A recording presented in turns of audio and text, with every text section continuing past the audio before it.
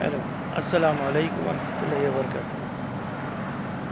আমাদের সকলেরই মন ভেঙে গেছে যে আমাদের এই বাংলাদেশে বিমান দুর্ঘটনা, যে স্কুলের শিশু বাচ্চাগুলা কিভাবে দগ্ধ হয়েছে, মারা গেছে। আমরা তো পূর্বাসে থেকে কিছু করতে পারবো না, তাদের জন্য দোয়া করতে পারবো।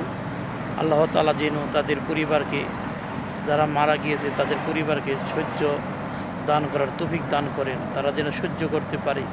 এবং মুখের ভাষা হারিয়ে ফেলেছি, কি বলবো। কিন্তু ভিডিওগুলো দেখলে অন্তরের ভিতরে যে একটি কামড় দেয়, যে কিভাবে দগ্ধ হয়েছে, লোকজন মারা গিয়েছে। আল্লাহ তাআলা তুমি তাদের পরিবারকে সহ্য করার জন্য তৌফিক দান করো। আর যে যায় সে তো চলে আসে না, তার পরিবারই বুঝে তাকে ছাড়া কেমন লাগে।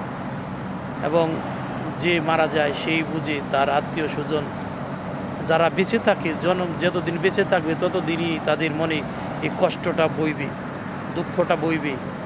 হে আল্লাহ, তুমি তাদেরকে, যারা মারা গিয়েছে তাদেরকে জান্নাতুল ফেরদৌস দান করো। হে আল্লাহ, তুমি তাদের পরিবারকে ধৈর্য সহ্য করার তৌফিক দান করো।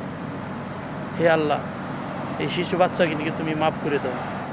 হে আল্লাহ, এই সমস্ত বিপদগ্রস্ত যেন আমাদের বাংলাদেশে আর না হয়। আমরা সকলেই পূর্বাসীরা বাংলাদেশকে ভালোবাসি, ওটা আমাদের জন্মভূমি এবং সবসময় ভালোবেসে যাব। আমরা আশা করি সবসময় আমাদের বাংলাদেশের মানুষ যেন হাসি খুশি এবং আনন্দিত থাকে। সকলের জন্য শুভকামনা রইল, আমাদের জন্য সকলে দোয়া করবেন। আসসালামু আলাইকুম রহমতুল্লাহি ওয়া বারাকাতুহু।